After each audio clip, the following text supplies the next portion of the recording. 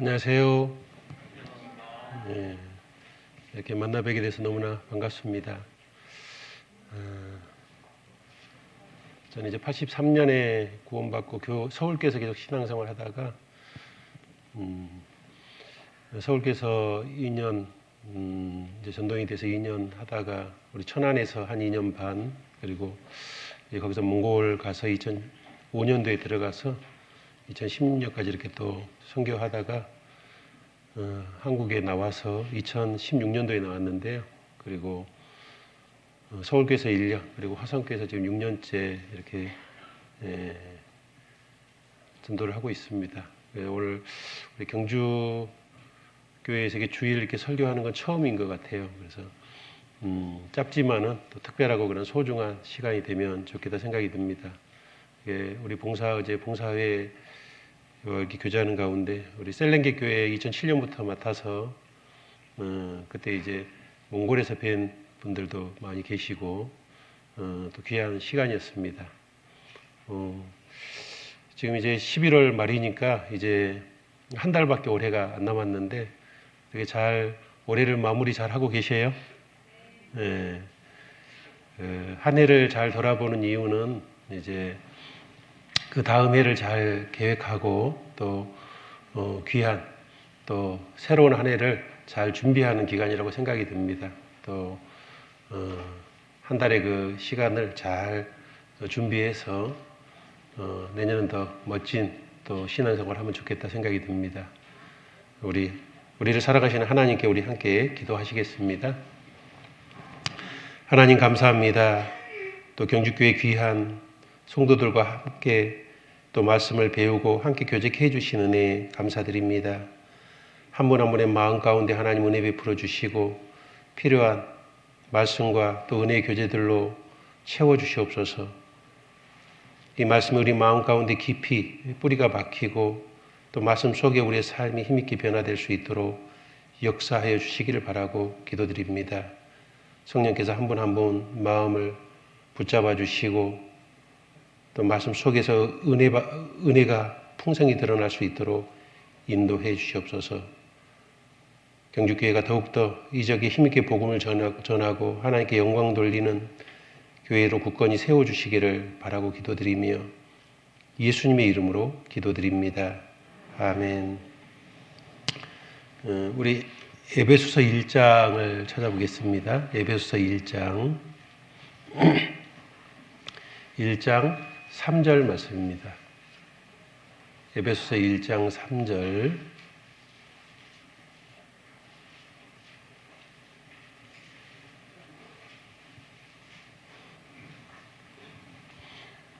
1장 3절 우리 같이 읽어보겠습니다. 찬송하리로다 하나님 곧 우리 주 예수 그리스도의 아버지께서 그리스도 안에서 하늘에 속한 모든 신령한 복으로 우리에게 복 주시되. 우리가 찬송하리로다 그랬죠.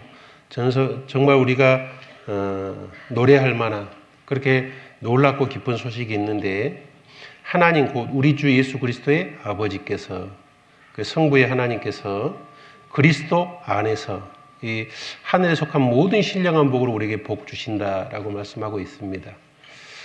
그래서 여기 하늘에 속한 모든 신령한 복은 여기 보면 예수 그리스도를 통해서만 온다는 것을 알 수 있고 성부의 하나님께서 아들의 하나님을 통해서 하늘에 속한 모든 신령한 복으로 우리에게 복 주시기를 원하신다라고 말씀하고 있습니다.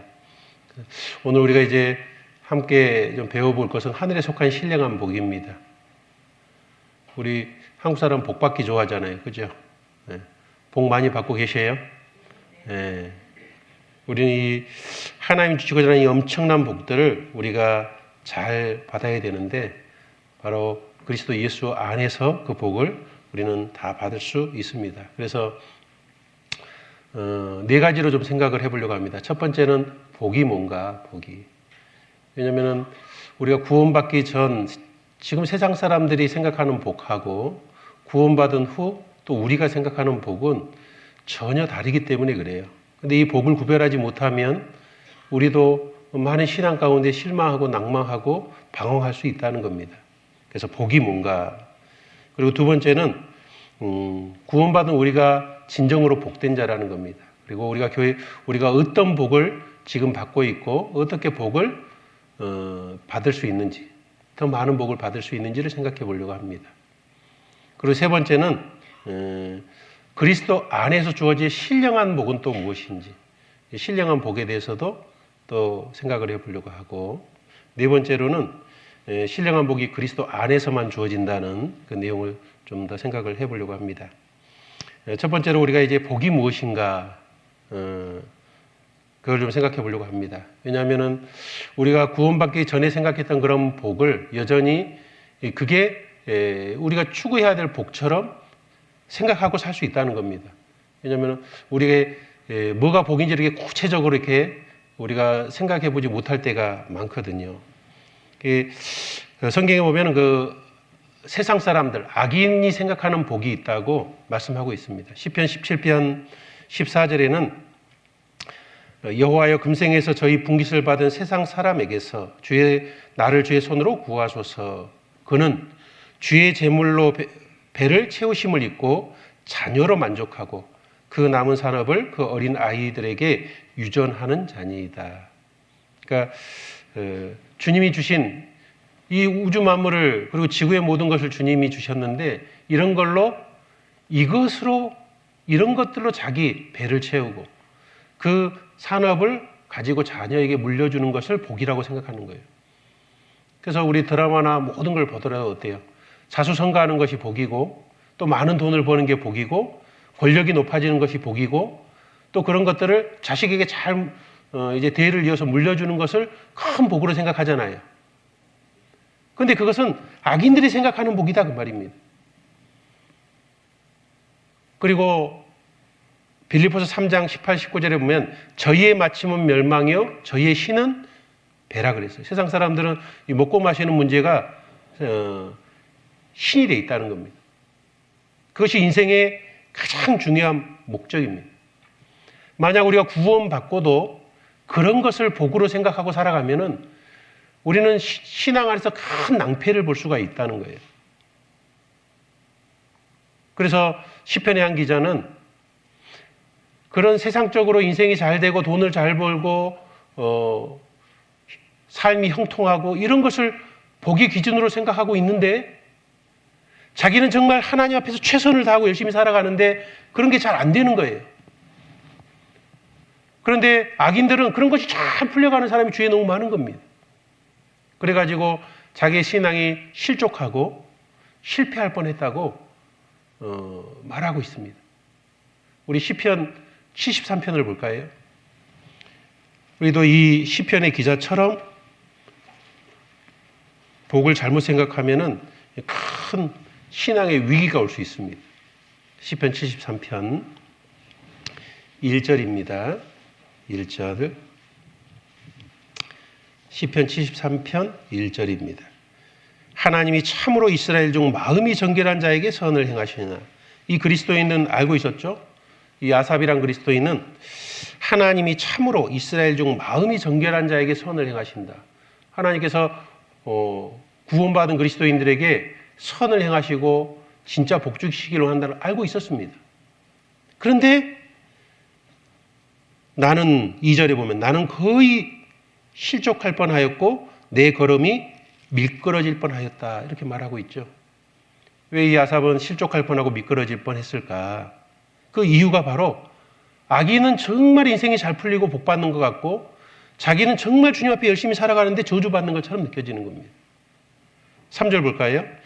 이는 내가 악인의 형통함을 보고 오만한 자를 지시하였음이로다. 저희는 죽는 때에도 고통이 없고 그 힘이 건강하며 타인과 같은 고난이 없고 타인과 같은 재앙도 없나니 그러므로 교만이 저희 목걸이요 강포가 저희 입는 옷이며 살찜으로 저희 눈이 솟아나며 저희 소득은 마음의 소음보다 진하며 저희는 능욕하며 악하게 압제하여 말하며 거만히 말하며 저희 입은 하늘에 두고 저희 혀는 땅에 두루 다니도다. 그러므로 그 백성이 이리로 돌아와서 잔에 가득한 물을 다 마시며 말하기를 하나님이 어찌하랴 지극히 높은 자에게 지식이 있으랴 하도다. 볼지어다 이들은 악인이라 항상 평안하고 재물은 더하도다.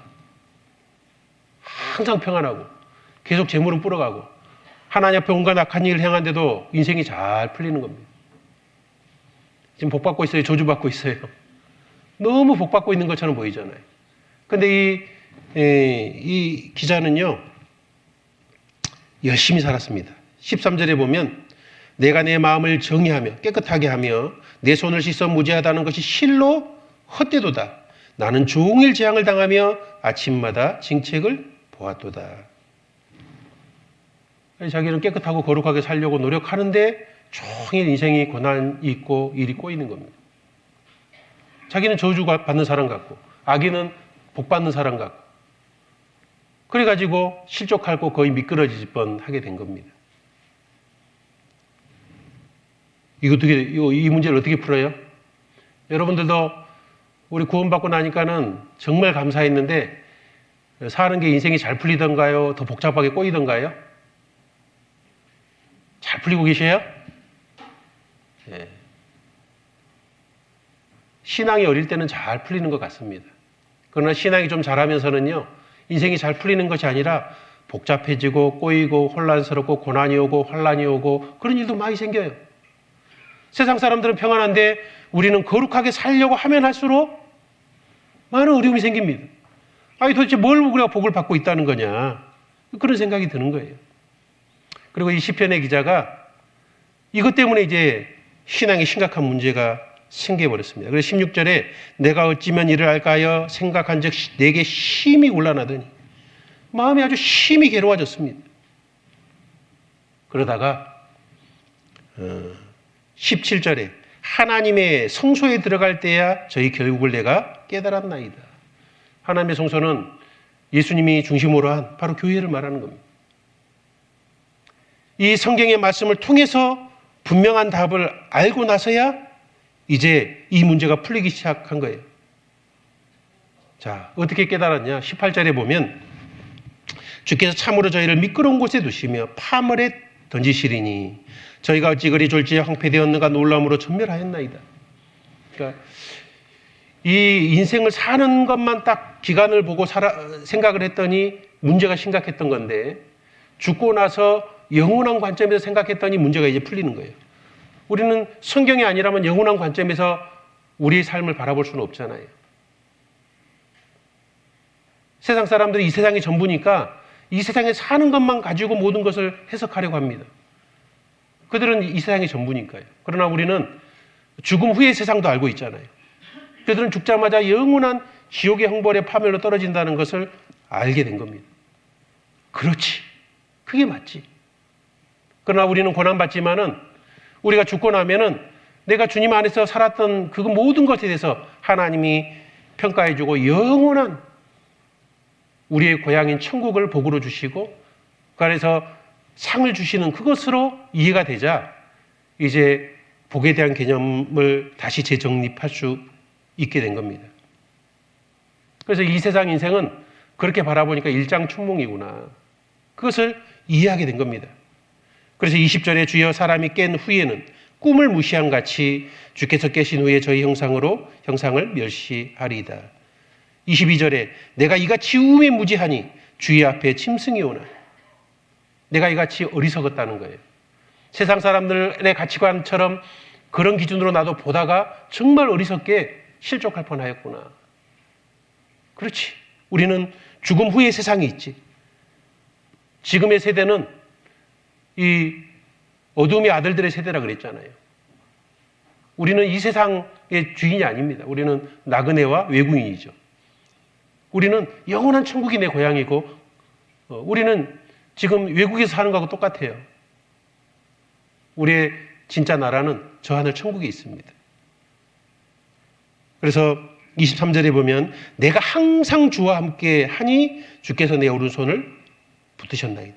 지금은 하나님이 나를 이 고난의 삶 속에서 붙들어가고 계시는 거구나. 그것을 알게 된 거죠.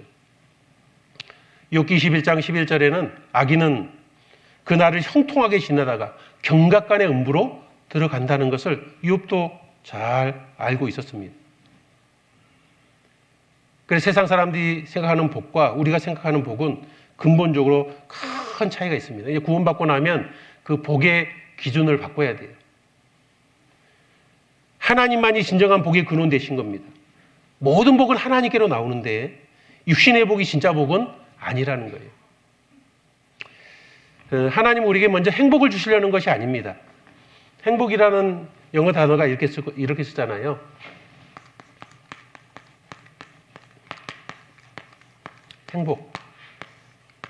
행복은 뭐로부터 파생된 거냐 하면은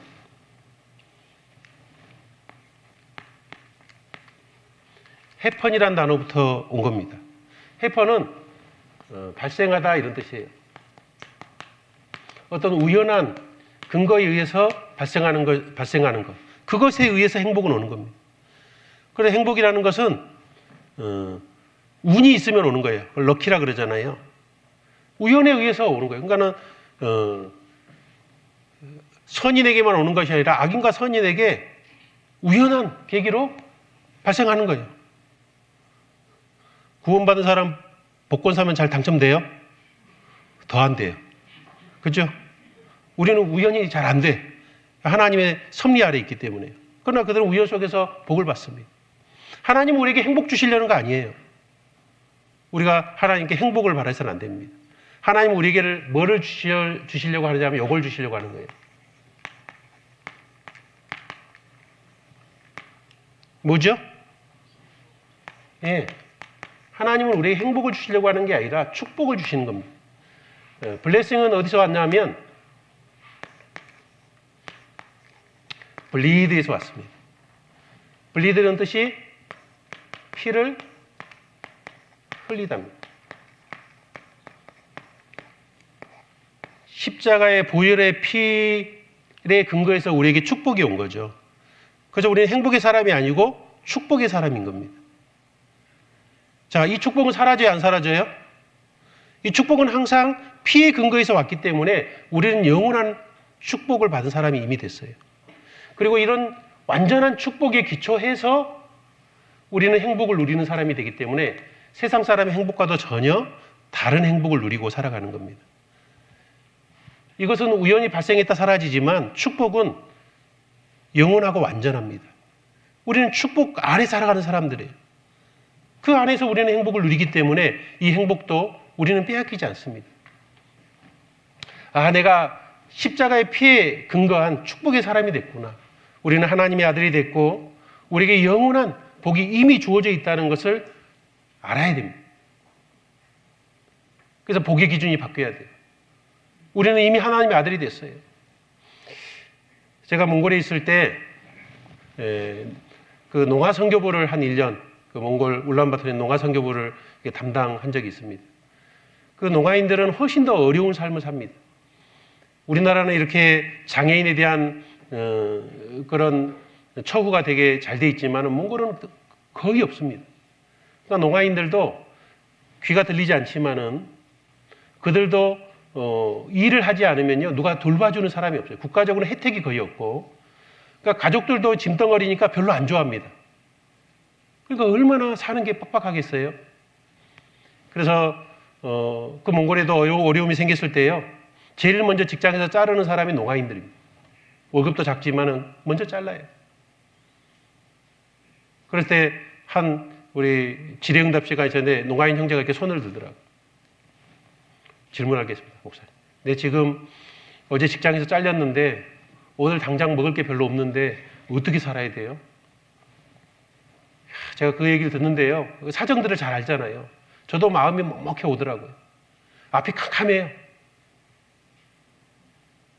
야, 정말 어려울 텐데. 제가 어떻게 대답했는지 아세요?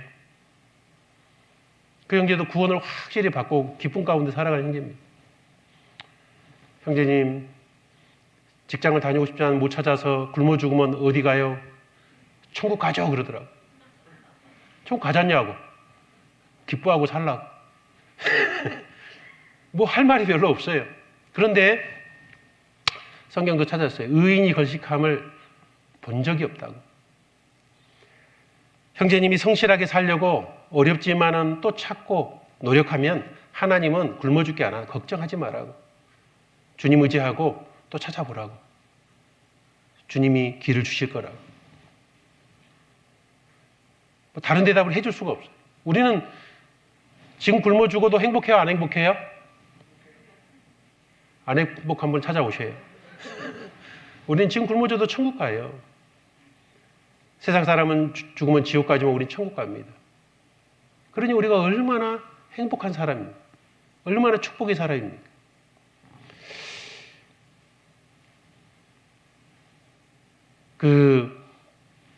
그래서 주님을 알고 주님께 의지해서 사는 사람이 가장 큰 복을 누리는 사람입니다. 진정한 복은 어디 있냐면 바로 하나님께 기대고 의지하는 것이 진짜 복입니다. 그러니까 모든 것의 근원이 하나님이시니까 그 하나님께 기대 있는 것이 복입니다. 여러분, 죄가 이렇게 죄 중에서도 가장 근본적인 죄가 뭐죠? 죄 중에서도 가장 근본적인 죄가 뭡니까? 얘기해 보세요. 저 혼자 안 할 거예요. 얘기를 해보세요. 우리 죄 종류들이 많지 않습니까? 죄 종류들이 이렇게 많이 있는데 죄 중에서 가장 기본이 되는 죄가 뭐예요? 여러 가지 답이 나오는데 가장 죄의 근원은 교만이란 죄입니다. 그래서 천사가 타락하는데 교만 때문에 타락했잖아요. 천사가 마귀가 돼버렸어요. 교만 때문에. 그런데 교만보다 더 근원이 되는 죄가 있어요. 뭘까요? 우리가 죄의 종류 중에는 교만이 가장 큰 죄라는 걸 알고 있는데 그 교만보다 근원이 되는 죄가 있습니다. 이렇게 질문하면 좀 어렵게 또 느껴져요. 그죠? 더 그런 이제 뭐냐면, 자, 우리는 하나님을 조물주라 그럽니다. 그분을 창조자라고 말씀하고 있죠. 그분이 근원이십니다. 근원이신데 마귀는 하나님으로부터 분리되려고 했던 겁니다. 분리. 그래서 하나님 없이 자기가 하나님처럼 되려 했기 때문에 그 교만으로 인해서 천사가 마귀로 타락하게 된 거죠.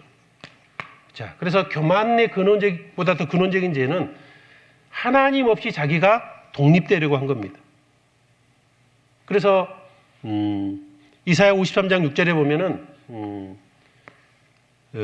하나님을 모르고 자기를 따라 힘썼다고 돼 있잖아요. 하나님으로부터 분리되는 것, 점점 하나님으로부터 멀어지는 것. 그것이 바로 더 근원적인 죄예요. 그러니까 우리는 하나님께 점점 가까이 가는 게 뭐죠? 이제 우리는 점점 하나님께 멀어지는 길로 구원받기 전에 갔었잖아요. 각각 자기 길로 쫓아간 겁니다. 이것이 저주받은 인생의 길이었습니다. 이제 우리는 구원받고 돌이켰죠. 그리고 이제 하나님께 점점 신앙이 성숙한다는 건 뭐예요? 하나님께 점점 나아가는 겁니다. 점점 하나님께 가까이 갈 때 그분이 복의 근원이시기 때문에 그분께 가까이 갈수록 뭐예요? 점점 우리에겐 더 큰 축복의 삶이 있을 수밖에 없습니다. 그래서 우리 신앙은 하나님으로 멀어지느냐 아니면 하나님께 점점 더 가까이 나가느냐 그것이 우리의 신앙을 결정하는 가장 핵심 요소일 수밖에 없습니다. 그래서 73편 28절에 이렇게 되어 있죠. 하나님께 가까이 함이 내게 복이라. 내가 주 여호와를 피난처로 삼아 주의 모든 행사를 전파리다. 이제 이 시편의 기자는 깨닫게 된 거예요. 진짜 복이 뭐냐? 하나님께 가까이 함이 점점 하나님께 가까이 다가가는 것이 복이구나. 그럼 반대로요. 27절에 보시면 대저 주를 멀리 하는 자는 망하리니 음녀같이 주를 떠난 자를 주께서 다 멸하셨나이다. 주를 멀리 가는 것이 저주고 주님께 가까이 가는 것이 복입니다. 그것을 우리가 확실하게 정리할 필요가 있습니다. 그래서 구원받기 전에는 세상에서 잘 되고 육신이 잘 풀리는 게 복이에요. 그러나 구원받은 후에는 복은 하나님께 가까이 하는 게 복이고 하나님부터 멀어지는 게 저주인 거예요. 그래서 복의 기준이 완전히 다른 겁니다. 그래서 구원받은 우리가 진짜 복된 자라고 그랬는데 우리가 무슨 복을 받고 있는지 한번 생각을 해보려고 합니다. 이제 우리는 정말 복된 자인데 우리가 어떻게 진정으로 복된 자인지, 그리고 우리가 어떻게 복을 더 풍성히 받아야 될지. 우리가 처음에 이제 이 세상에서 가장 큰 복은 바로 구원받는 복입니다. 구원받은 복. 왜요? 지옥 갈 사람이 천국 가게 됐습니다. 지옥 형벌이 사라져 버렸습니다.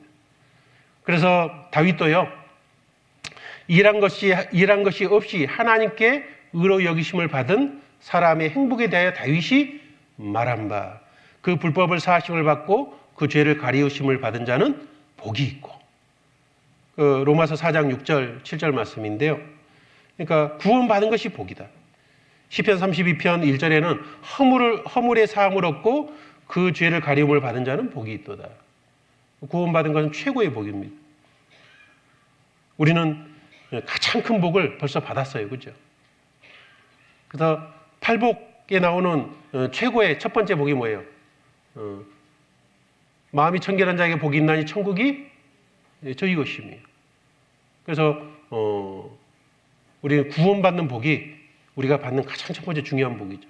그 다음에 복이 뭐냐면 구원받고 교회 안에 거하는 것이 복입니다. 구원받고 교회 안에 떨어진 사람도 많이 있거든요. 그래서 내 안에 거하라고 말씀하고 있습니다. 자, 구원 받은 사람이 이제 복 받은 자가 되는데, 교회 안에 거하는 사람은 떠나는 사람과 달리 어떤 복이 있죠? 어떤 복이 이제 더해져요? 별로 없어요? 어떤 복이 있습니까? 우리는 이제 교회 안에 붙어 있기 때문에 상급을 쌓을 수 있는 복이 있습니다. 상급을 쌓을 수 있는 복. 그리고 교회 안에서 위로받고 주님의 사랑을 공급받는 복이 있죠. 그리고 열매를 맞아가면서 신앙이 성장하는 복이 있습니다. 그러니까 교회 안에 있느냐 없느냐는 구원받은 후에는 죽느냐 사느냐는 그런 엄청나게 중요한 문제라는 거예요. 그리고 주님이 머리로 계신 이 교회가 얼마나 귀하고 소중한지를 분명히 깨달아야 됩니다. 알아간다는 건 너무 중요한 신앙의 핵심입니다. 저도 몽골에 있을 때 시골교회, 중화라라는 시골교회를 한번 3년 동안 있은 적이 있어요. 거기 시간이 좀 많았기 때문에요. 하루는 좀 이렇게 생각하되 내가 무엇이 진짜 큰 복인지, 내가 가장 감사하고 기뻐할 것이 무엇인지 생각해 보니까요. 내가 구원받고 이 교회 안에 붙어 있다는 게 얼마나 큰 복인지. 먼저는 구원받은 게 최고의 복이고, 두 번째 복은 이 복음이 전해지는 교회 안에 붙어서 내가 쓰임받고 있다는 것이 너무너무 감사하더라고요. 근데 우리는 이 복음이 믿게 전해지는 교회 가운데 붙어 있잖아요. 이것이 정말 구원받은 후에는 그 다음에 가장 큰 복입니다. 그래서 시편 84편 4절에는 주의 집에 거하는 자가 복이 있나이다. 저희가 항상 주를 찬송하리이다. 주님이 직접 보이지 않지만 교회 안에 역사하시는 주님의 능력이 보이고, 주님이 역사하심이 보이고, 주님께로 위로로 갔습니다. 그 안에서 이 교회 안에 있기 때문에 우리는 서로 주님의 사랑을 배울 수 있습니다. 그래서 하나님께서도 형제가 연합하여 동거함이 어찌 그리 선하고 아름다운 거. 우리가 주 안에서 사랑할 때, 주님의 사랑으로 사랑할 때 그것이 너무 선하고 아름답게 보이는 겁니다. 다윗도요, 이 교회에 거하는 것, 그것이 이 교회 안에 거하면서 주님을 배워가고 주님의 아름다움을 깨달아가는 것, 그것이 너무너무 중요하다는 걸 깨달았습니다. 우리 시편 27편을 한번 찾아보겠습니다. 시편 27편.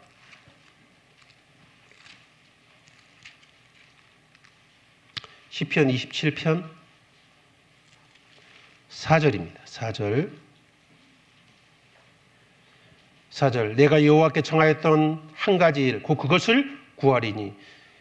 다윗의 최고의 중요한 기도의 제목이 뭐였냐면, 나로 내 생전에 여호와의 집에 거하여 여호와의 아름다움을 앙망하며 그 전에서 사모하게 하실 것이라. 내 생전에 여호와의 집에 거하여.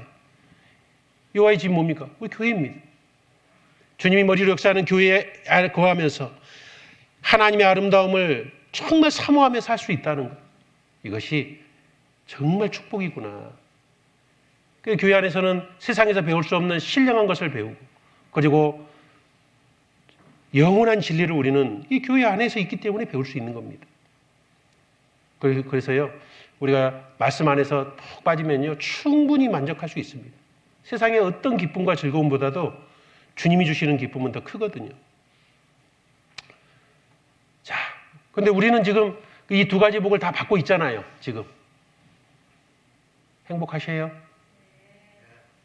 표정 보니까 아닌 분도 있네. 우리는 정말 행복한 존재가 됐습니다. 그러면 이제 교회 안에 거하는 것까지는 됐는데, 이제 또 다른 복으로, 더 많은 복으로 나아가야 돼요. 그 다음에 중요한 복이 뭘까요? 이제 우리 교회 가운데 거하는데 이제 이 세 번째 복을 더 받는 사람이 돼야 되거든요. 또 뭐가 복일까? 우리 시편 1편을 한번 찾아보겠습니다. 시편 150편을 한 장으로 압축한다고 하면은 시편 1편입니다. 시편 150편을 압축한 장이 시편 1편이에요. 그래서 시편 전체에서 가장 중요한 것이 시편 1편이라고 할 수 있습니다. 그건 전체를 요약했어요. 자, 근데 시편 1편 1절에 보면 뭐라고 돼 있어요? 복 있는 사람은. 그렇죠. 무엇이 복이냐? 여기 이제 구원받고 교회 안에 거하는 사람의 가장 중요한 복이 무엇인지 이제 이 세 번째 복을 말씀하고 있습니다. 자, 복 있는 사람은 악인의 꾀를 쫓지 아니하며 죄인의 길에 서지 아니하며 오만한 자의 자리에 앉지 않고. 그러니까 복 있는 사람은 죄로부터 점점 멀어지는 사람인데, 근데 죄로부터 멀어지려면 어떻게 해야 되느냐라고 그것을 다루고 있는 거예요. 그래서 시편 1편의 가장 핵심 구절은 바로 2절입니다. 2절. 우리 2절은 같이 읽어보겠습니다. 오직 여호와의 율법을 즐거워하여 그 율법을 주야로 묵상하는 자로다. 그러니까 누가 복된 자예요? 묵상하는 사람입니다. 묵상하는 사람. 자, 묵상하는 사람은 어떤 사람이냐? 3절에 보면 저는 묵상하는 사람은 시냇가에 심은 나무가 시절을 쫓아 과실을 맺으며 그 잎사귀가 마르지 아니한 같으니 그 행사가 다 형통하리로다. 묵상의 사람은 시냇가에 심겨진 나무와 같다 그랬습니다. 그는 항상 말씀의 그 진리의 진액을 빨아먹기 때문에 가뭄이 와도, 가뭄은 고난을 상징하는 거죠.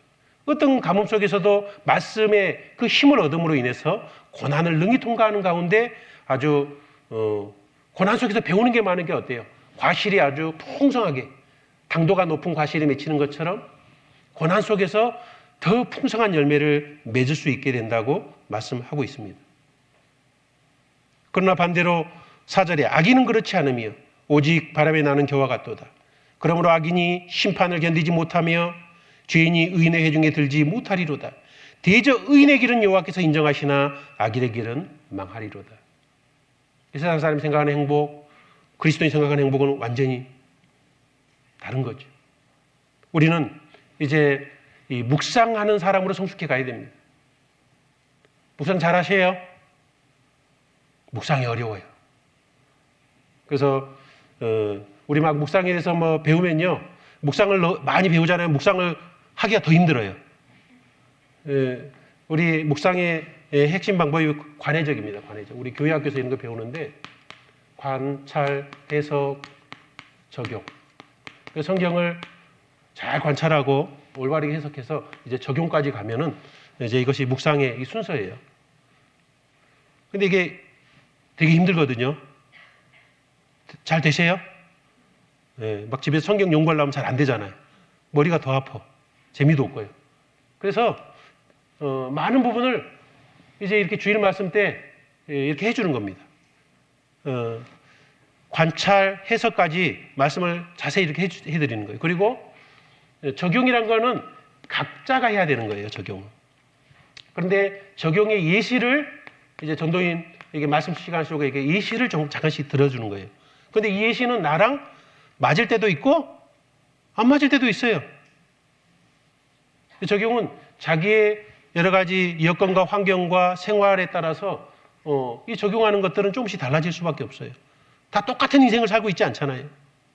그래서 관찰 해석까지는 동일해야 돼요. 관찰 해석이 잘못되면 이제 적용이 심각한 문제가 생기죠. 그래서 여기까지는 주로 해줘요. 그래서 묵상을 우리가 할 수 있는 묵상은 여기서부터 하는 것은 좀 어렵습니다. 자기 혼자 하다 또 3,000%로 빠져요. 그런 경우도 많죠. 그래서 이제 우리는 이것을 잘 맞는지 확인해 보고 맞다면 이걸 가서 이제 적용을 하는 것이 바로 묵상이라 그래요. 저도 이렇게 말씀을 하기 위해서 저는 이것을 다 하는 거예요. 성경 전체를. 내가 말씀해야 될 내용을. 근데 내가 적용해서 이렇게 하는 말씀이지만은 그러나 여러분에게도 이것이 음식이 되어 있는 게 아닙니다. 이건 재료일 뿐이에요. 저는 재료를 가지고 나에게 적용해서 그것이 나에게 묵상이 됐습니다. 그런데 그것을 가지고 여러분에게 얘기하지만 여러분에게는 여전히 재료일 뿐이에요. 이 재료를 다시 요리해야 돼요. 요리. 각자가 요리하는 게 뭐예요? 그게 묵상입니다. 이 말씀을 내 삶에 어떻게 적용해 볼까라고 고민을 하는 것. 그것이 바로 묵상입니다. 우리 시대는 묵상이 참 어려워요. 옛날에는 양치기, 성경의 이제 대표적인 그 직업 중에 하나가 양치기잖아요. 양치기가 양 멀리서 돌보고 있으면 되는데 너무 심심하잖아요. 그러면은 성경을 중심으로 이것저것 고민하고 생각하는 게 묵상입니다. 성경을 중심으로 뭔가 인생을 고민해 보는 게 묵상인데 우리는 그게 어렵잖아요. 얼마나 복잡하고 일도 많고 스케줄도 많고 그래요. 우리 시대는 묵상이 너무 어렵습니다. 그래서 묵상을 도와주는 것들이 있습니다. 대표적으로 우리가 기도하면서 어떤 말씀을 가지고 뭔가 답을 얻으려고 기도할 때 이게 묵상의 한 방법이 됩니다. 그리고 우리가 깊이 있는 교제를 할 때 성경을 중심으로 서로가 우리 모임 때 깊이 있는 교제를 하는 게 그게 묵상의 하나의 방식입니다. 그 안에 성경을 더 깊이 이해하고 깨닫는 것들이 생기잖아요. 저는 좋은 신앙서적을 읽는 것이 이 설교 듣는 중에는 묵상이 안 돼요. 왜냐하면 계속 따라가야 되거든요. 그러나 우리가 말씀을 잘 이해할 수 있는 책을 보다가 이게 좀 생각이 좀 빠져가지고 거기서 멈춰서 이렇게 깊이 생각할 수 있게 하는 좋은 신앙서적들은 묵상의 좋은 방법들이 되더라고요. 그래서 하도 바쁘니까 이걸 통해서 우리가 묵상의 훈련을 좀 해나가면 참 좋고 또 주일이나 수요 말씀은 잘 다 필게 하면은 묵상이 좀 어려워요. 좀 마음에 확 와닿던 내용 몇 가지만 해놓고 집에서 그거를 내 삶에 어떻게 적용할까를 고민해 보면은 그것이 말씀을 더 힘있게 이해하고 또 내 삶에 적용할 수 있는 그런 것들을 깨우침으로 인해서 묵상할 수 있는 방법이 됩니다. 그래서 묵상이 내 신앙의 성장에 있어 핵심 요소예요. 그래서 묵상에 대해서 가장 많은 말씀을 한 성경이 어디 나오는 줄 아세요? 묵상이라는 말이 제일 많이 나오는 성경이 어딜까요? 시편 119편입니다. 119편은 말씀을 깊이 묵상하는 내용들을 묵상을 했더니 내가 스승보다 승하고 노인보다 승하고 악한 존재보다 마귀보다 더 지혜롭게 모든 걸 할 수 있는 것은 바로 묵상의 능력이라는 것을 시편 119편에 말씀하고 있잖아요. 그리고 이제 이 묵상이 깊어지면 깊어질수록 행할 수 있는 힘이 생깁니다. 그래서 요한계시록 1장 3절에 보면 이 예언의 말씀을 읽는 자와 듣는 자들과 그 기록한 것들을 지키는 자들은 복이 있다 이렇게 말씀을 하고 있죠. 그래서 결국 묵상은 이 말씀을 삶에 실천할 수 있도록 도와줍니다. 그래서 그거는 이제 더 큰 복이 되는 거죠. 그래서 이제 지킬 수 있도록 삶에 실천할 수 있도록 말씀을 삶에 적용해 볼 수 있도록 하는 것이 바로 묵상이기 때문에 묵상을 해야지 실제적인 알무로 들어갑니다. 묵상이 없으면요 우리가 이론으로 알던 것이 실제가 되지 않아요. 우리 골로새서 1장을 한번 찾아볼까요? 골로새서 1장.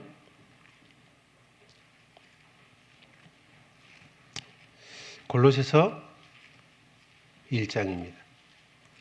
1장 9절에 보시면 이로써 우리도 듣던 날부터 너희를 위하여 기도하기를 그치지 아니하고 구하노니 너희로 하여금 모든 신령한 지혜와 총명에 같이 읽어보겠습니다.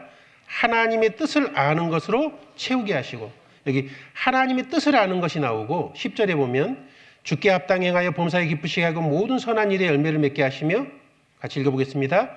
하나님을 아는 것에 자라게 하시고, 이게 하나님의 뜻을 아는 것으로 채운다. 하나님을 아는 것에 자라게 한다. 이렇게 돼 있죠. 그 아는 것에 대한 것이 두 가지가 나오는데, 여기 하나님의 뜻을 안다. 이렇게 돼 있고, 하나님을 안다. 이렇게 돼 있죠. 이거 하나님을 알게 되면 잘하게 되고, 하나님의 뜻을 아는 거로 채운다. 이렇게 돼 있습니다. 여기서 아는 거하고 여기서 아는 것은 상당히 다른 알미입니다. 여기는 일단 지식적으로 아는 거예요. 대통령에 대해서 아는 거하고 대통령을 친구로 아는 것은 전혀 다른 문제인 것처럼, 하나님의 뜻을 아는 것도 너무 중요하죠. 그러나 하나님을 인격적으로 아는 문제는 전혀 다른 문제예요. 그러면 이 두 사이에 끼어 있는 게 있습니다. 하나님의 뜻을 아는 것이 어떻게 하나님을 아는 것으로 더 알미 풍성해질까? 보니까 어떻게 돼 있어요? 이 사이가? 그 중간에 무슨 말씀이 있습니까? 이렇게 돼 있죠. 10절에 보면은 주께 합당히 행하여 범사에 기쁘시게 하고 모든 선한 일에 열매를 맺게 하시며, 주께 합당히 행하여, 말씀대로 실천을 해봐야 되는 거예요. 실천을 해보고 그 말씀대로 행해봤더니 말씀의 약속의 결과를 얻는 겁니다. 그게 그 열매죠.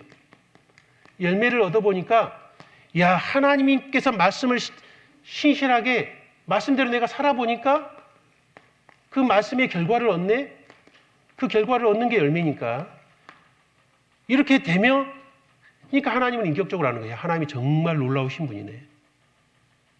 그래서 하나님의 선하심을 맛보아 알지어다, 그런 것처럼 실제로 하나님의 약속을 믿고 실천해 봤을 때, 행해 봤을 때 그 결과를 얻음으로 인해서 알 때는 하나님을 전혀 새롭게 또 지식적으로 아는 건 다르게 이해하게 되어 있습니다. 말씀을 들어봐도 놀라운 분인데 실제로 그 말씀대로 그대로 역사해 주신 하나님을 보면 더욱 놀라게 되어 있는 거죠. 그래서 그냥 아는 것을 행하기 위해서 이 사이에 묵상이 들어가는 겁니다. 묵상은 실천하게끔 만들어주는 거예요. 왜요? 성경 이 말씀을 어떻게 내 삶에 적용해 볼까라고 고민하는 게 묵상이니까, 묵상이 잘 될수록 행할 힘이 생기고, 행해야지만 열매를 맺게 되고, 열매를 맺을 때 하나님을 인격적으로 이해하게 되는 겁니다. 우리는 이제 그렇게 알아가야 됩니다. 그러면 계속 신앙이 잘 자랍니다. 야, 이 말씀이 정말 맞네. 이 말씀 드렸더니 이렇게 되네. 하나님 정말 나를 정말 사랑하시는구나. 하나님 정말 위대하신 분이구나.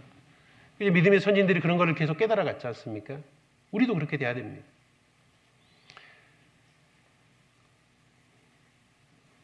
그리고 이제 네 번째 복이 뭐냐?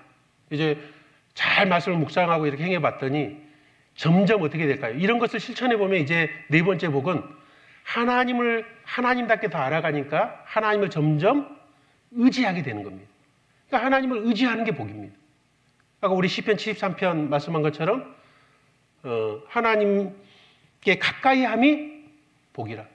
말씀대로 살아보면은 말씀대로 하나님이 역사해 주는 걸 깨닫기 때문에 하나님을 하나님답게 점점 알아가니까 이제 하나님께 달라붙게 되는 거예요. 그 성경에 여호와를 의지하는 자는 다 복되다 그랬습니다. 시편 34편 8절에도 여호와의 선하심을 맛보아 알지어다. 그에게 피하는 자는 복이 있도다, 이렇게 됐어요. 우리는 주로 앞에 것만 많이 생각을 하죠. 여호와의 선하심을 맛보아 알지어다. 그에게 피하는 자는 복이 있도다. 그러니까 여호와의 선하심을 언제 맛볼 수 있습니까? 피해 볼 때 맛볼 수 있는 거예요. 하나님께 피할 때, 하나님께 기댈 때. 그래서 주님을 의지하면 의지할수록 그것이 신앙의 성숙이고 그것이 더 큰 복을 우리가 누리는 방법이 되는 겁니다. 우리 에레미야서 17장을 찾아보겠습니다. 에레미야서 17장. 에레미야 17장.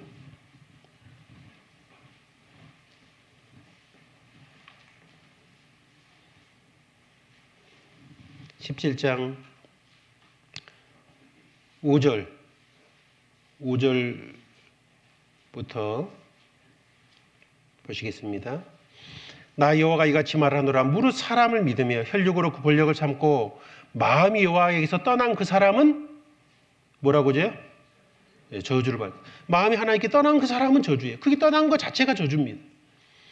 그는 왜 저주냐? 사막의 떨기나무 같아서 좋은 일에 오는 것을 보지 못하고 광야에 간주한 곳, 건전한 땅, 사람이 거하지 않은 땅에 거하리라. 그 사람의 인생은 외롭고 쓸쓸하고 삭막하게 되는 겁니다. 그러나 7절에 그러나 무릇 여호와를 의지하며 여호와를 의뢰하는 그 사람은 복을 받을 것이라.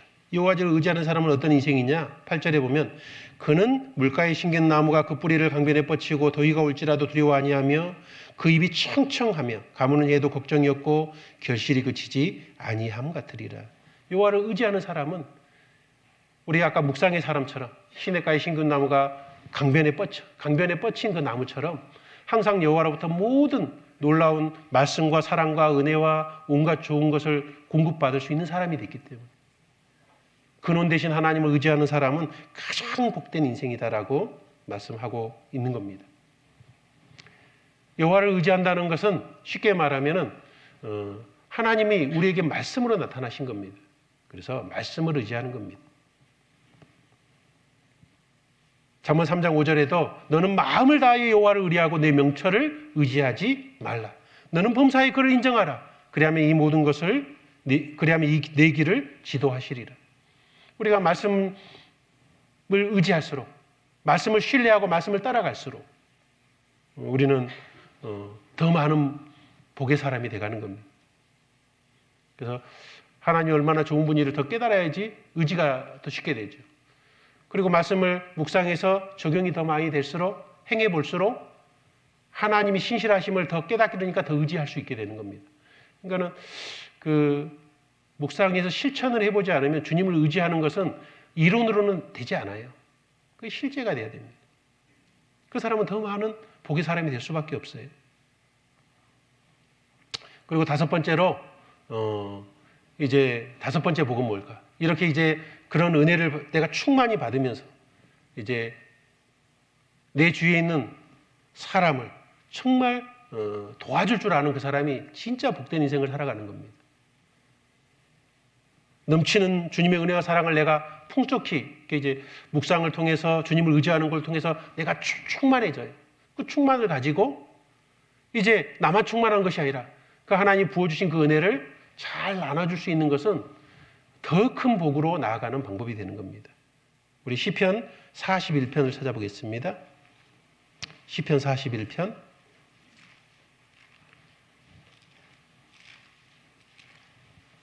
시편 41편 1절입니다. 1절 같이 읽겠습니다. 빈약한 자를 공고하는 자가 복이 있으며 재앙의 날에 여호와께서 저를 건지시리로다. 여호와께서 저를 보호하사 살게 하시리니 저가 세상에서 복을 받을 것이라. 주여 저를 그 원수의 뜻에 맡기지 마소서. 여기 빈약한 자를 공고하는 자가 복이 있다 그랬죠. 정말 어렵고 힘든 사람을 돕는 자가 복이 있는 겁니다. 그런데 먼저 도와야 될 사람이 있어요. 성경에 우선순위를 두고 있습니다. 우선순위가 뭐냐면 먼저 구원받은 성도를 도와야 됩니다. 그래서 갈라디아서 6장 10절에는 그러므로 우리가 기회 있는 대로 모든 이에게 착한 일을 하되 더욱 믿음의 가정들에게 할지니라 라고 말씀되어 있습니다. 그래서 누구를 정말 사랑으로 도와야 되냐면 옆에 한번 쳐다보셔요. 옆에 있는 형제 자매입니다. 서로 잘 도와주고 계시죠? 예, 왜 세 분밖에 대답을 안 하세요? 예, 형제 자매들을 정말 위해서 기도해주고 신앙이 잘 설 수 있도록 격려해주고 그거 해야 됩니다. 그러면은 그것이 내 복이에요. 잠언 19장 10절에는 잠언 19장 17절에는 가난한 자를 불쌍히 여기는 것은 여호와께 꾸이는 것이니 그 선행을 갚아 주시리라. 어떻게 하나님을 빚쟁이로 만들 수 있겠어요? 그분은 모든 걸 주시는 분인데. 근데 놀랍게도 우리가 하나님을 빚쟁이로 만들 수 있는 방법이 있다고 성경은 말씀하고 있습니다.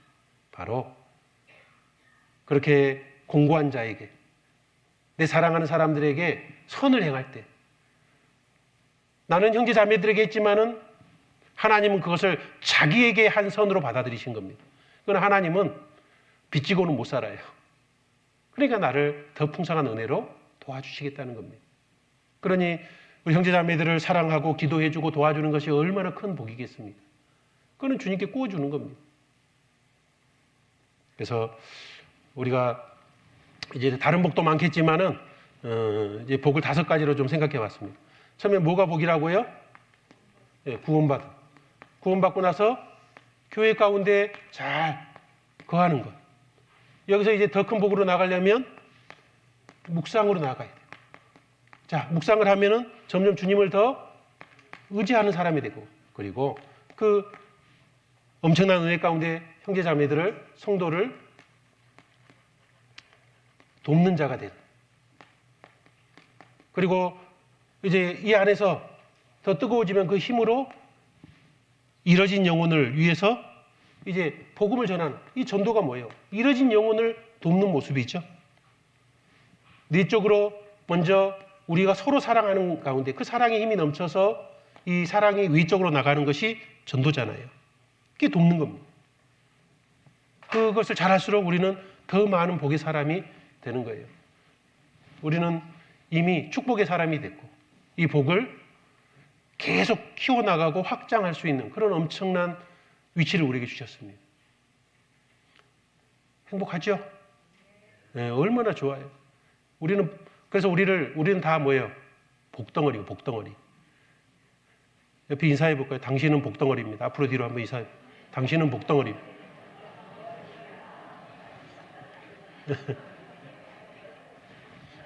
네, 우리는 하나님 안에서 정말 복덩어리들이에요.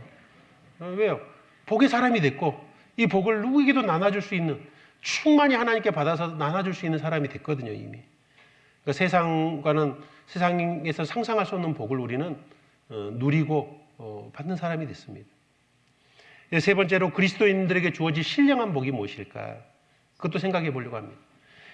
이제 구원 받자마자 이미 이제 이 신령한 복에 들어가 있는데, 구원 받자마자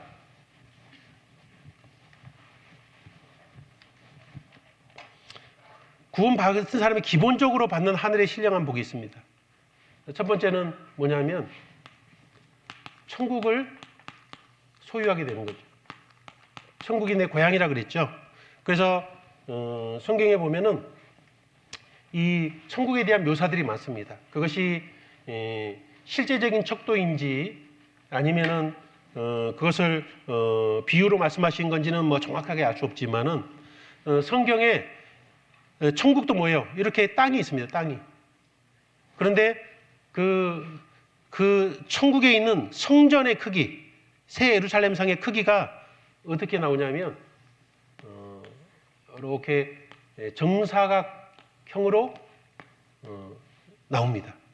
근데 이 길이, 높이, 크기가 다 같아요. 얼마나 되죠? 요한계시록 20장에 보면은 12,000 스타디온이라고 나오죠. 스타디온은 스테이디움입니다. 그 경기장의 폭을 말하는 게 옛날 그 말 경주하던 이 스타디온이 185m입니다. 곱해 보면은 2,220km가 나와요. 예루살렘 성의 크기가. 그런데 이 폭은 이렇게 건물이 져 있는데 이 폭이 이게 한 규빗이 45cm라고 생각하면은 65m입니다. 65m짜리 크기가 2220km 높이고, 여기 모하마드 빈 살만 그 사우디 왕세자가 이번에 뭐 발표했었죠. 뭘 진짜 그러냐면은 네옴 프로젝트 아세요? 아, 모르는구나. 네온 프로젝트를 해가지고 뭘 했냐면요. 우리 사우디아라비아 반도에 이렇게 해가지고 여기 이게 홍해예요, 홍해. 여기 시나이 반도인데 요렇게 우리 홍해 모세가 건넌 게 이렇게 이쪽이잖아요. 우리가 옛날엔 여기인 줄 알았다가 이제 이쪽이라고 생각하고 있는데 시내산도 이쪽에 있을 거다. 그것이 포함된 이쪽 땅이 바로 네옴이라는 땅입니다. 근데 이제 네옴 프로젝트를 했는데 여기다가 이렇게 해가지고요 건물을 짓겠다는 거예요. 높이 500m짜리.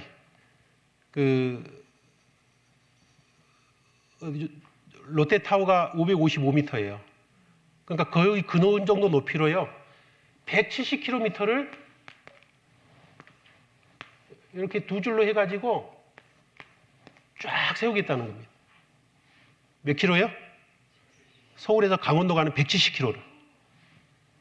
건물을 계속 지어 나가겠다는 거예요. 그리고 이 폭이 200m 정도입니다. 200m 간격으로 양쪽에다가 롯데타워 그런 건물을 두 줄로 그냥 쫙 가게 하겠다는 거예요. 네. 이게 과연 가능할까? 근데 이 네옴시티 이걸 보고 프로젝트 더 라인이라고 합니다. 라인. 일직선으로 쫙. 그리고 이 안에다 초호화 건물이죠. 안에다가 에덴 동산 같이 만들어 놓겠다는 거예요. 이 거주 지역으로. 그리고 여기 바다 쪽에 있다는 여기다 이제 먹을 걸 대줘야 되잖아요. 그래서 옥사곤이라는 곳을 또 하나 짓고 이 사람들 맨날 일만 하고 여기서 심심하잖아요. 그러니까 위에다가 트로제나라 그래서 온갖 오락시설을 있는 곳을 이쪽에 다 만들어 놓겠다는 거예요. 이 세가 여기다 한 900에서 1000만 명을 수용하겠다는 겁니다. 이것을 하는데 정확히 모르지만 한 6, 700조 정도 되는 돈을 투자해서 그걸 만들겠다는 겁니다. 어떤 사람은 또 1400조라고 얘기도 하고 근데 빈살만이 돈이 2700조가 있대요. 그래서 1000만 명 정도를 수용하는 이런 낙원을 건설을 하겠다는 겁니다. 그래서 이번에 와가지고 이 기초 닦는데 40조 MOU를 체결하고 갔잖아요. 근데 높이가 몇 미터라고요? 500m. 그리고 길이가 170km. 근데 새 예루살렘 성은 게임이 안 돼. 2220km. 길이가 2220km고 높이도 2220km예요. 그걸 성이 내려온다 그랬어요.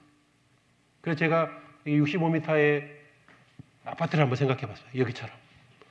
아파트가 이게 층고가요. 보통 3m에 3.5m 되잖아요. 3m짜리 층고라면은 몇 층짜리 아파트인 줄 아십니까?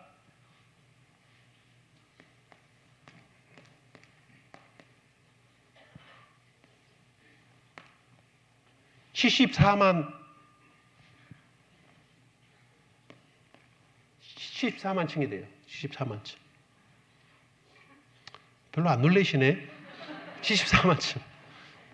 그리고 이제 우리는 알 수는 없어요. 이게 전체가 다 내 집이 될지 아니면 각자 쪼개서 분양해 줄지. 자, 아담 때부터 우리에게까지 구원받은 사람이 한 10억이라고 따지면은 한 명당 얼마를 분양해 줄까요? 우리한테 집을 줄까요?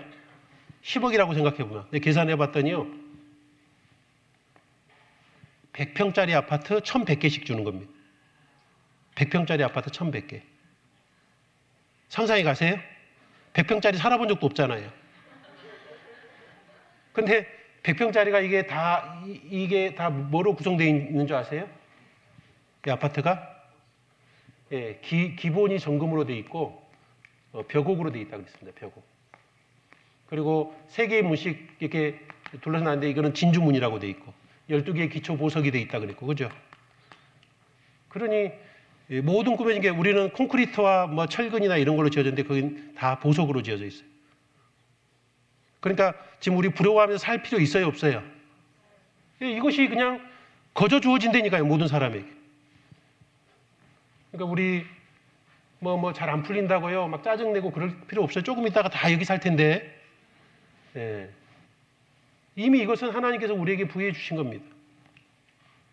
그리고 두 번째로는 뭐냐면은 이렇게 하는 게 이런 데 주어지면 행복하겠죠. 근데 우리가 100살짜리 몸으로 가. 꼬부라져가지고 힘이 하나도 없어요. 그 몸으로 이제 거기가 행복하겠어요? 누리지를 못합니다.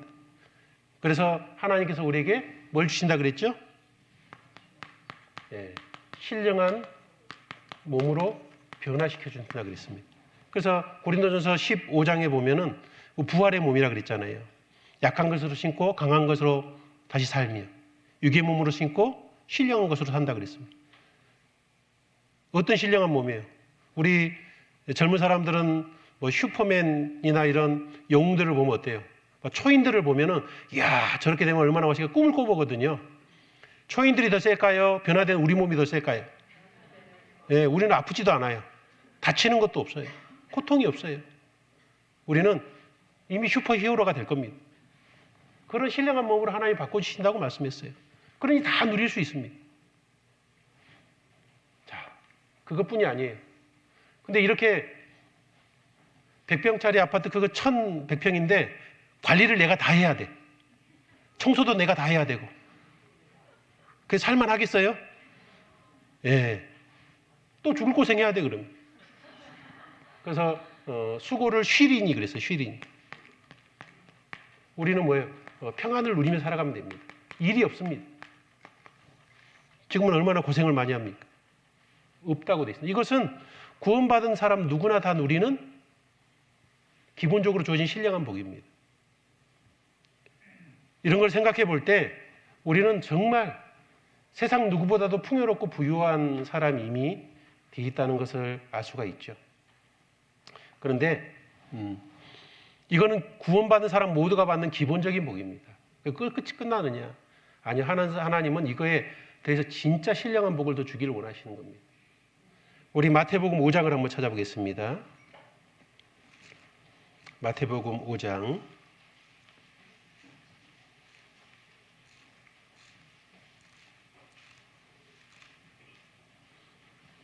5장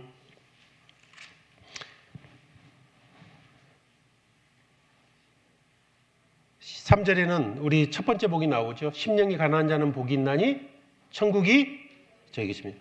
마음이 가난한 자, 그 사람이 구원받을 때 천국을 소유하는데 여기에 더해진 복이 10절에 나옵니다. 10절, 11절에. 10절, 11절은 보시면은 의를 위하여 핍박을 받는 자는 복이 있나니 천국이 저희 것임이라. 자, 천국도 받는데 그 다음에 나를 인하여 너희를 욕하고 핍박하고 거짓으로 너희를 거스려 모든 악한 말을 할 때는 너희에게 복이 있나니. 12절은 같이 읽겠습니다. 기뻐하고 즐거워하라. 하늘에서 너희 상이 큼이라. 너희 전에 있던 선지자들을 이같이 핍박하였느니라. 여기 내가 이제 복음을 위해서 욕을 당하고 핍박을 당하고 모든 악한 말을 들을 때 여기서는 또 다른 복이 있죠. 천국의 복이 아니라 천국에서 뿐만 아니라 너희 상이 큼이라 그럽니다. 하늘에서, 천국에서. 모든 사람, 그리스도인들은 상이 다 다릅니다. 크기가 다 달라요. 하나님은 큰 상 받기를 우리가 원하십니다. 하나님은 우리를 사랑하시기 때문에 하나님은 무한히 주실 수 있는 분이기 때문에 우리가 더 많은 복을 차지하기를 원하시는 겁니다. 그럼 우리는 신령한 이 놀라운 복을 더 받으려고 해야 돼요. 그러면 어떤 복이냐? 이 신령한 이런 큰 상 받는 복.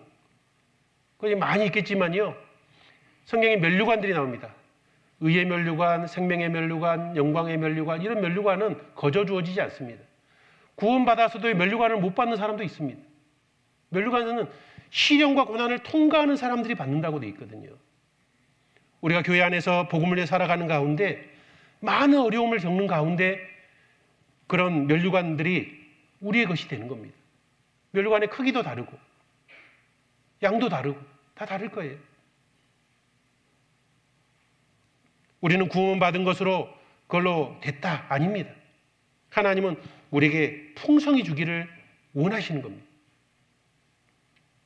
우리 야고보서 1장을 찾아보겠습니다. 야고보서 1장.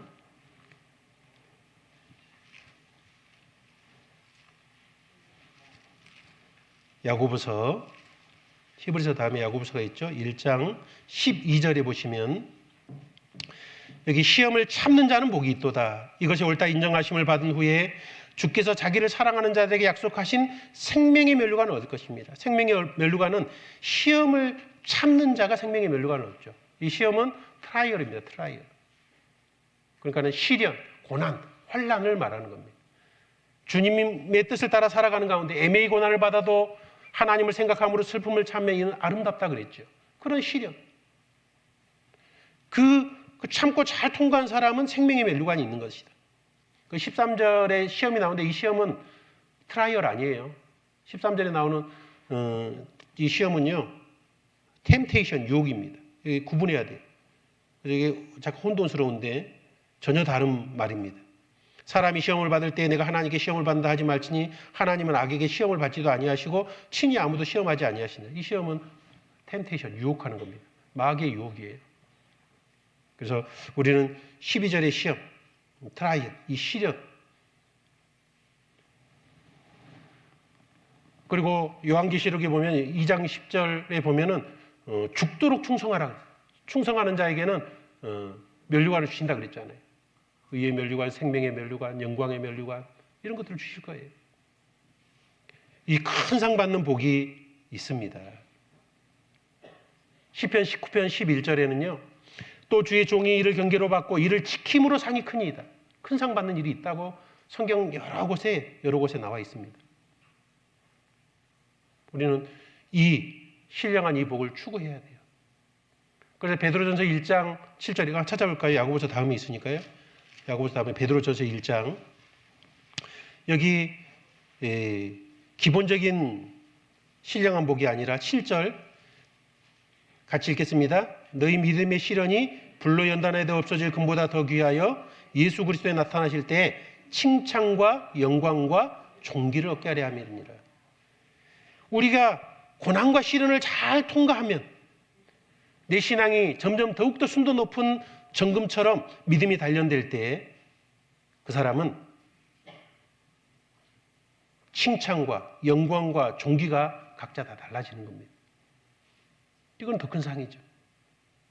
하나님이 이 상 주고 싶으신 거예요.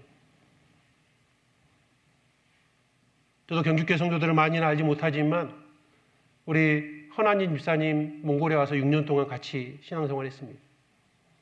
같이 선교센터 지으면서 하루에도 몇 시간씩 교제할 때가 정말 많았어요. 제가 이게 같이 교제하면서요. 정말 충성스럽게 일하는 걸 봤습니다. 너무 저도 감사했어요. 우리 몽골에 저도 선교를 하러 왔지만 어떤 선교사 이상으로 그 복음을 전하는데 정말 많은 역할을 했어요. 자비랑 선교사로서 정말 훌륭하게 살았습니다. 야, 하늘에서 정말 상이 많겠다 그런 생각을 했어요. 옆에서 봐도 그래요. 얼마나 멋집니까, 인생이. 우리에게도 이런 큰 상 받을 수 있는 귀한 길이 있습니다. 우리가 어려운 가운데도요, 담대함을 버리지 말아야 됩니다. 하나님을 어려운 가운데 더욱더 하나님을 의지해야 됩니다. 우리 히브리서를 찾아보겠습니다. 히브리서 10장 앞에 몇 장 넘기시면 히브리서 10장 35절입니다. 35절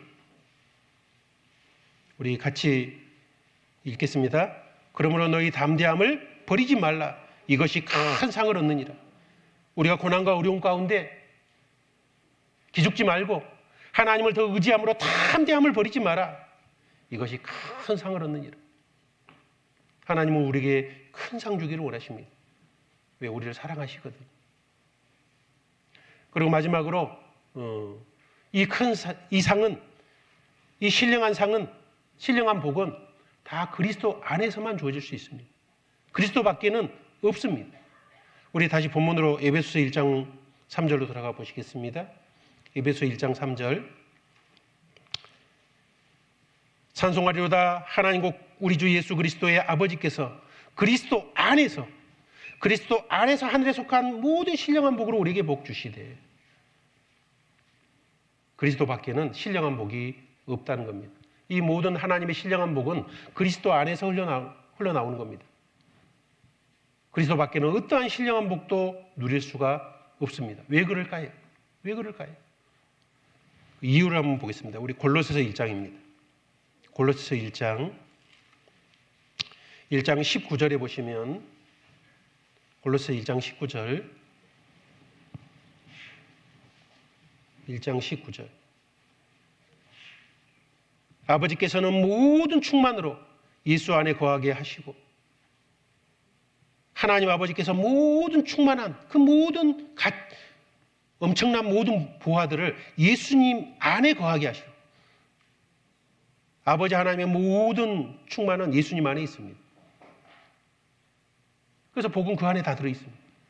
그래서 2장 3절에 골로새 2장 3절에 보면은 그 안에는 예수님 안에는 지혜와 지식의 모든 보화가 감추어 있습니다. 예수님 안에 다 들어있습니다. 그래서 예수님을 통해서만 우리는 그걸 공급받아요. 그래서 2장 9절에 보면 그 안에는 예수님 안에는 신성의 모든 충만이 육체로 거하시고 예수님 안에는 신령한 모든 충만이 육체로 거하신 분이 예수님이기 때문에 우리는 예수님을 통해서만 그 충만을 우리도 하나하나씩 받아갈 수 있는 겁니다. 우리 10절은 같이 읽겠습니다. 너희도 그 안에서 충만하여졌으니 그는 모든 종사와 권세의 머리시라. 우리도 그 안에서 충만해질 수 있는 것이다. 예수님 밖에서는 충만이 없습니다. 예수님은 모든 복의 근원 되십니다. 우리는 예수님을 통해서만 모든 것을 얻을 수 있습니다. 예수님 안에는 무한한 생명이 있기 때문에 우리가 예수님 안에 있어서 영원토록 살 수 있게 된 겁니다. 예수님은 빛이시기 때문에 우리는 예수를 통해서 우리도 빛이 된 것이고 예수님을 우리 안에 더 깊게 품을 때 우리도 빛된 생활을 할 수 있는 겁니다. 예수님이 내 안에서 역사하시면 우리는 빛의 열매를 맺을 수 있는 거죠. 어떤 왕에게 많은 후궁이 있었답니다. 후궁. 그래서 후궁들을 하루는 다 불렀대요. 다 집합해서 이제 모였는데 후궁들한테 뭐라 그랬냐면요. 그 왕궁의 창고를 열고 금은 보화들이 있는 창고로 들어가서 어느 보화든지 하나씩 골라라. 고르는 것은 다 주겠다. 하나씩은 다 주겠다 그랬어요. 후궁들이 좋은 봄을 고르려고 막 정신없이 다 고르고 있었대요. 다 골라왔어요. 근데 한 명의 후궁은요, 가만히 안 고르고 서 있는 거예요. 왕이 그랬대요. 너 왜 안 고르냐? 아, 저도 골랐습니다. 다른 사람 다 줬어요. 너 보물이 뭐냐? 그 후궁이요, 왕을 와락게 하면서 당신입니다. 그랬대요. 이 후궁이 뒤에 왕비가 됐답니다. 보물 다 자기 거예요, 그게. 그렇죠? 우리도 진짜 보물이 바로 예수 그리스도입니다. 예수님을 내 안에 품으면은 하늘의 그 모든 보화는 다 점점 나의 것이 되는 겁니다. 우리는 예수님 중심으로 삶을 살아야 됩니다. 예수님이 나에게 최고의 복인 겁니다. 그래서 우리는 그리스도 안에 이 모든 복이 있다는 것을 꼭 알아야 되고, 그리고 우리에게 또 이 땅에 살면서 큰 복을 주셨죠. 바로 우리는 하나님과 화목하게 하는 자가 됐고, 이게 우리에게 화목하는 말씀도 부탁했고, 그리고 우리는 이 엄청난 이 복음의 말씀을 가지고 이 복음을 전할 수 있는 우리는 사신이 되었습니다. 사신. 그 고린도 후서 5장에 나오잖아요. 사신, 그것이 영어로 엠버서더입니다. 대사입니다. 대사. 여기 미국 대사 하면 얼마나 높아요. 몽골에도 한국 대사 지위가 대단합니다. 근데 우리도 다 누구라고 해요? 우리는 어느 나라 대사예요? 예, 하나님 나라의 대사로 이 땅에 다 파견되신 거예요. 그렇게 생각하고 사세요? 예, 표정 보니까 아닌 분도 있는 것 같아요. 우리가 자부심을 가지고 살아야 돼요. 복음을 전하는 엄청난 사명을 맡은 우리는 다 대사로 있는 겁니다. 그러니 우리가 얼마나 특별한 복을 받았습니까? 보라 지금은 구원받을 만한 때요. 보라 지금은 구원의 날이로다. 이 엄청난 특권을 가지고 복음을 힘있게 전하는 만큼 우리는 그 영광스러운 삶을 살 만큼 하나님께서 영원한 상을 우리에게 또한 갚아주실 겁니다. 우리 경주교회 형제자매들 한 마음과 한 뜻이 돼서 더 마음을 합하고 안으로는 뜨겁게 사랑하고 밖으로는 힘있게 복음을 전할 때 그것이 가장 아름답고 복된 삶이지 않습니까? 그래서 더 힘을 내서 기쁘고 즐겁게 이렇게 신앙생활을 잘 했으면 좋겠습니다. 같이 기도하시겠습니다. 하나님 감사합니다. 이렇게 함께 교제케 해주시는 은혜 감사드립니다. 한 분 한 분 주님께서 붙잡아 주시고 우리가 더 복된 삶을 살아갈 수 있도록 주님이 주신 이 엄청난 복들을 더 많이 받을 수 있도록 역사하여 주시옵소서. 한 분 한 분 신앙이 더욱더 성장하고 주님 앞에 귀하게 설 수 있도록 인도해 주시기를 바라고 기도드립니다. 모든 것 하나님께 부탁드리며 예수님의 이름으로 기도드립니다. 아멘. 우리 찬송가 545장입니다.